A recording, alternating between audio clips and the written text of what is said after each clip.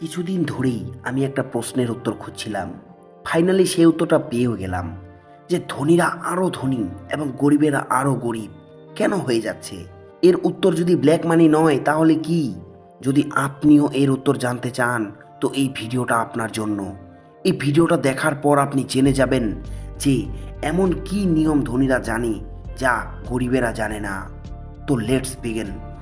মনে করো আপনি সকাল সকাল ব্যালকনিতে বসে আরামসে চা খাচ্ছেন এবং অনুভব করছেন, বাহ কি সুন্দর লাইফ। তৎক্ষণাৎ হঠাৎ করে আপনার টাকা আপনার কাছে এসে বলে, কি করছিস, চল কাজে চল এবং টাকা কামা। এবারে আপনি আমাকে বলবেন যে ভাই এটা কি ফালতু কথা বলছিস, টাকা কিভাবে আমাদের কাজে লাগাতে পারে। আপনিও এটাই ভাবছেন যে টাকা আমাদের কাজে লাগায় না? তো আপনি ভুল ভাবছেন। রিচ ড্যাড পুয়ার ড্যাডের অথর রবার্ট টি কিওসাকি বলেন যে পৃথিবীর ম্যাক্সিমাম লোককে টাকাই কাজে লাগিয়ে রেখেছেন। আপনি বলুন তো, আপনি সকালে উঠে কাজে যান কি না? একজন মজদুর সকালে উঠে ডিব্বা নিয়ে কাজে যান কি না? এই সব তো টাকার জন্যই করা, তাই না? সে ওই কাজ পছন্দ হোক বা না হোক, কাজে আপনাকে যেতেই হবে। টাকা আমাদের কাজে না লাগিয়ে যদি আমরা টাকাকে কাজে লাগাতাম তখনও কি আপনাকে রোজ রোজ কাজে যেতে হতো? না। তো রিয়েলিটিতে টাকা তো উঠে বলে না যে যাও আমাকে কাজে লাগাও। তো আমরা এমন কি করব যেখানে টাকা আমাদের নয়, আমরা টাকাকে কাজে লাগাবো? এর উত্তর হলো financial education. Rich dad poor dad by Robert T Kiyosaki. এই বই যে কত মানুষের লাইফ চেঞ্জ করেছে তা আপনার ধারণার বাইরে। এখানে রবার্ট টি কিওসাকি একটা দারুণ কথা বলেন। আমাদের স্কুলে কলেজে এমনকি বাড়িতে সব জায়গাতে পৃথিবীর সমস্ত ফর্মাল এডুকেশন তো দেওয়া হয়, কিন্তু লাইফের গুরুত্বপূর্ণ বিষয় ফিনান্সিয়াল এডুকেশন এটার সম্পর্কে কেউ শেখান না। কারণ ভালো মার্কস, কলেজের ডিগ্রি এসব কিছু ডেস্টিনেশন তো একই, টাকা কামানো। তো আমাদের ছোট থেকে ডাইরেক্ট ফিনান্সিয়াল এডুকেশন সম্পর্কে কেন শেখানো হয় না?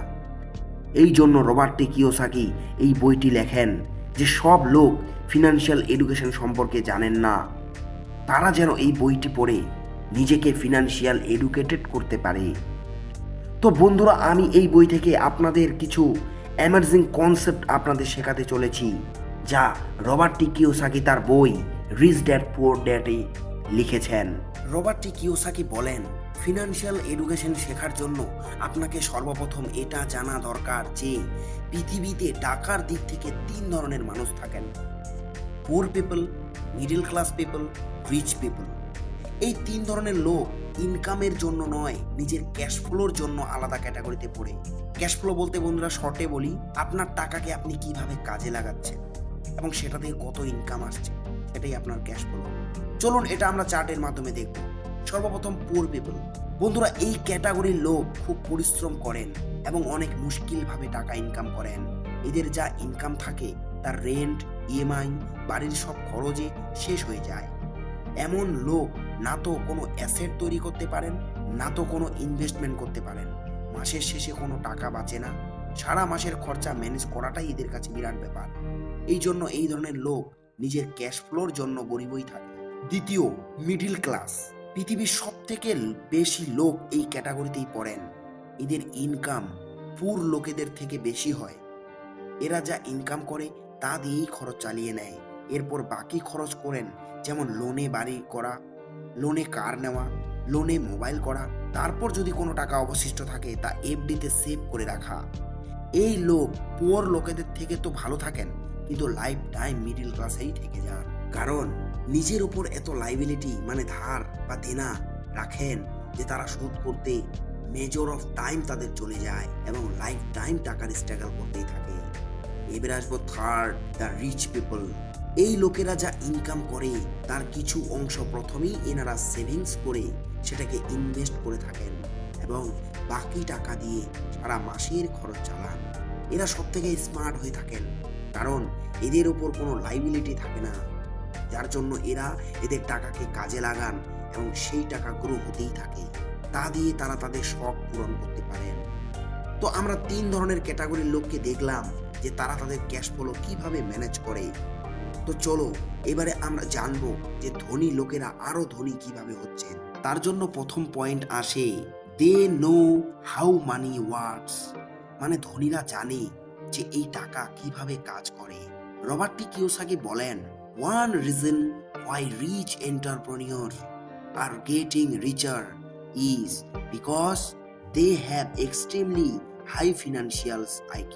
ফিনান্সিয়াল আইকিউ মানে টাকাকে নিয়ে আপনার চিন্তা ভাবনা কেমন, আপনি টাকাকে কিভাবে খরচ করছেন, কিভাবে সেভ করছেন, কিভাবে ইনভেস্ট করছেন।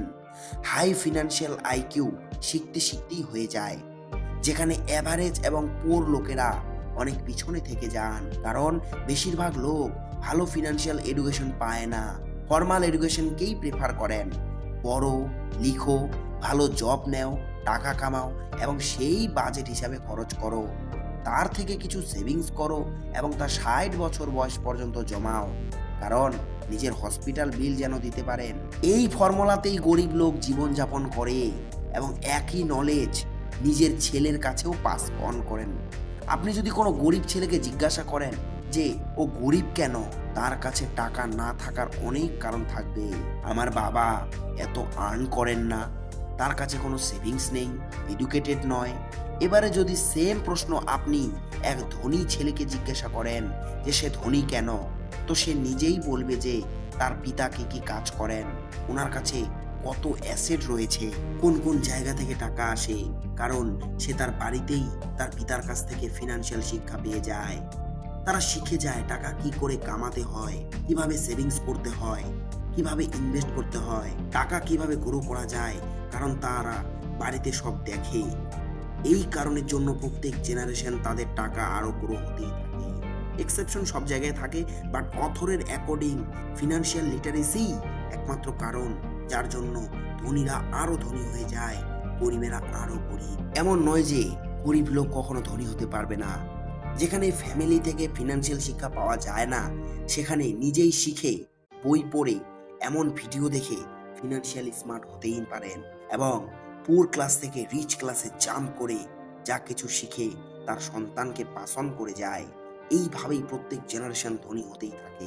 নেক্সট পয়েন্ট হলো দে আর বেটার অ্যাট ট্যাক্স গেম। এই ধনী লোকেরা না ট্যাক্সের গেম খুব ভালোভাবে খেলতে পারেন। 12 বছর বয়সে রবার্ট টি কিওসাকি তার রিচ ড্যাডের সাথে ঘুরছে, তখন তার ধনী বাবা সমুদ্রের ধারে পয়েন্ট করে বলে, রবার্ট, ওই যে দূরে দেখতে পাচ্ছ একটি বড় ঘর, ওটা আমার। ওই সময় রবার্টের মাথায় এটা ঢুকছে না যে রিচ ড্যাড এত দামি ঘর কিভাবে কিনতে পারেন, কারণ সেই সময় রিচ ড্যাডের এতটা সম্পত্তি ছিল না বা এতটা ধনী ছিলেন না। তখন রবার্ট বলে, আপনি তো এত ইনকাম করেন না, সেখানে এত বড় প্রপার্টি কিভাবে কিনলেন? তখন উনি বলেন, আমি এফোর্ড করতে পারবো না তো কি হয়েছে, কিন্তু আমার কোম্পানি তো পারবে। তো এখানে এক ইন্টারেস্টিং ব্যাপার হলো, রবার্টের যে রিয়েল ড্যাড ছিলেন তিনি ভালো জব করেন এবং তার স্যালারি রিচ ড্যাডের থেকে বেশি ছিল, এবং রিচ ড্যাড বলেন যে তার রিয়েল ড্যাড মানে যাকে আমরা পুয়ার ড্যাড বলে জানি, তিনি কখনো এমন ঘর কিনতেই পারবেন না। এমনটা কেন? এর সব থেকে বড় কারণ হলো ট্যাক্স। অথর এই বইয়ের আমাদের মেইনলি 3 ধরনের ইনকামের কথা বলেন। Number 1, ordinary income. এটা হয় আপনার রোজগারের ইনকাম, মানে আপনি যেখানে জব করেন বা সেলফ এমপ্লয়ি হয়ে কাজ করেন। পোর্টফোলিও ইনকাম, যেখানে আপনার ইনভেস্ট করা টাকা থেকে রিটার্ন পাওয়া যায়। আর নাম্বার 3, প্যাসিভ ইনকাম। এটা সেই ইনকাম যেখানে আপনাকে কোনো কাজ করতে হয় না, যেমন আপনার কোনো প্রপার্টি আছে, সেখান থেকে রেন্ট পাচ্ছেন, সেটা আপনার প্যাসিভ ইনকাম। রবার্টের মতে অর্ডিনারি ইনকামে কেউ ধনী হতে পারবে না, কারণ সব থেকে বেশি ট্যাক্স আপনাকে সেখানেই পে করতে হয়। যদি আপনি ধনী হতে চান, তাহলে আপনাকে বাকি দুটি ইনকাম স্ট্রিমকে ফোকাস করতে হবে। ফর এক্সাম্পল, অথরের পুয়ার ড্যাড এক জব করেন যেটাকে আমরা অর্ডিনারি ফর্ম বলি, এবং ইনকামের মেজর অফ পার্ট তিনি ট্যাক্স দিতেই থাকেন। সেম একই অথরের রিচ ড্যাড বিজনেস এবং অনেক অ্যাসেট ওন করেন, যেখান থেকে পোর্টফোলিও এবং তার প্যাসিভ ইনকাম পেতেই থাকেন, যেখানে আপনাকে কম ট্যাক্স দিতে লাগে। অথর বলেন, যখন আপনি এমন এক অ্যাসেট বিল্ড আপ করেন যেখানে এক পজিটিভ পোর্টফোলিও জেনারেট হয়ে যায়, এবং আপনাকে সেই অ্যাসেটকে ইউজ করে আরো অ্যাসেট বানাতে হবে, যেটা আপনার ক্যাশ ফ্লো আরো ইনক্রিজ করে দেবে এবং আরো এই দুটি অ্যাসেট থেকে আবার 3 নম্বর অ্যাসেট বানাও। এতে আপনার অ্যাসেট কম্পাউন্ড হতে যাবে এবং তার সাথে সাথে আপনার ক্যাশ ফ্লো বৃদ্ধি পাবে। রবার্ট টি কিওসাকি বলেন যে বেশিরভাগ ধনী ব্যক্তিরা বিজনেস ওনার বা ইনভেস্টর হয়ে যেখানে তাদের অনেক ট্যাক্স ব্রেক পায়, কারণ ধনী লোকেদের জন্যই দেশের ইকোনমি চলে। এই ধনী ব্যক্তিদের বিজনেস থেকে নিউ জব ক্রিয়েট হয়, প্রোডাক্ট ক্রিয়েট হয়, কনজিউমার বাড়ে। এই সব কিছু প্রমোট করার জন্যই গভর্নমেন্ট অর্থাৎ সরকার অনেক ট্যাক্সে ছাড় দেন। এটা শুনতে তো আনফেয়ার লাগে, বাট এটাই পৃথিবীর রিয়েল ট্রুথ, যেখানে যার কাছে বেশি টাকা আছে সে কম ট্যাক্স দেয় এবং যার কাছে কম টাকা আছে সে বেশি ট্যাক্স পে করে। এই জন্যই অথর বলেন আপনাকে এমন এক ইনকাম স্ট্রিম জেনারেট করতে হবে যেখানে আপনাকে কম ট্যাক্স পে করতে হয়। তো বন্ধুরা, এই কতগুলি কারণ যেখানে ধনীরা আরও ধনী এবং গরিবেরা আরও গরিব হতেই চলেছে, কারণ ধনী লোকেদের কাছে ফিনান্সিয়াল এডুকেশন থাকে, যার কারণে আরও ধনী হতেই থাকে, যেখানে এক নর্মাল ব্যক্তি এটার ব্যাপারে কিছুই জানে না, যার জন্য সবসময় টাকার চিন্তায় নাজেহাল হয়ে যায়। এই জন্য ফর্মাল এডুকেশনের সাথে সাথে ফিনান্সিয়াল এডুকেশন শেখাটা খুবই জরুরি। ভিডিওটি সম্পূর্ণ দেখার জন্য এবং আপনার ভ্যালুয়েবল টাইম দেওয়ার জন্য আপনাকে অসংখ্য ধন্যবাদ।